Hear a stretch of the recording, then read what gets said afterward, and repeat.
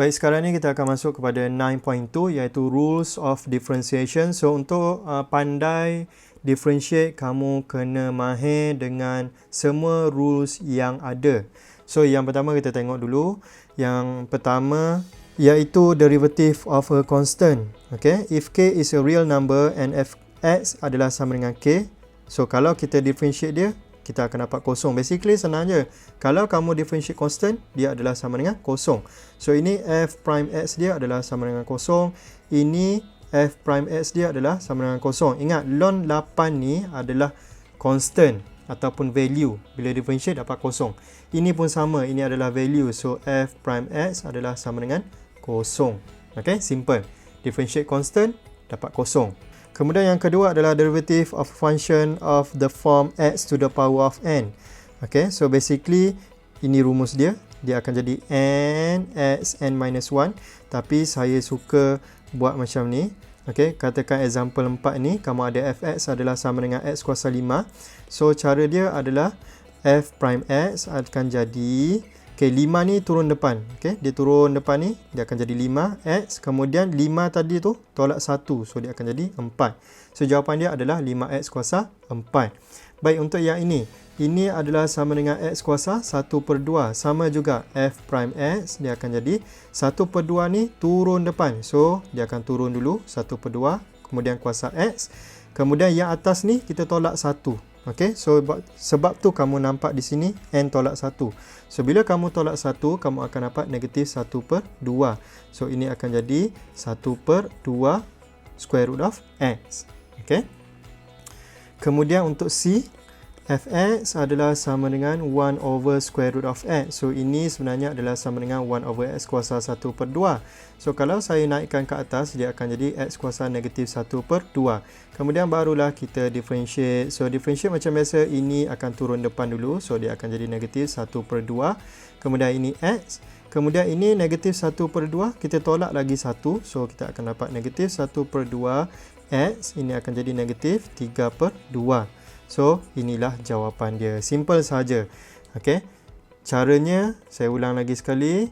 Kalau kita ada macam ni, okay, 4 ni turun depan dulu. So dia akan jadi 20x. Kemudian 4 ni tolak 1, dia akan jadi 3.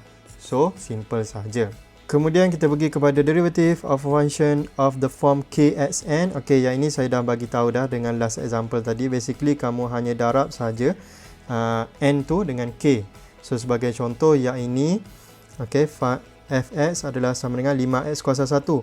So 1 ni turun depan, dia akan jadi 5 juga. Kemudian 1 ni tolak 1, dia akan jadi x kuasa 0. So that kita akan dapat 5 darab dengan 1. So ini adalah sama dengan 5. Simple je. Kemudian untuk yang b tu, okay, gx adalah sama dengan 4x cube over 3. So bila kita differentiate dia macam biasa, 3 ni turun depan. So dia akan jadi 12x kuasa 3 ni tolak 1 jadi 2. Ingat turun dulu baru tolak. So ini per 3. So bila kamu potong tu, kamu akan dapat 4x square. Simple saja. Kemudian c, hx adalah sama dengan 12 per square root of x.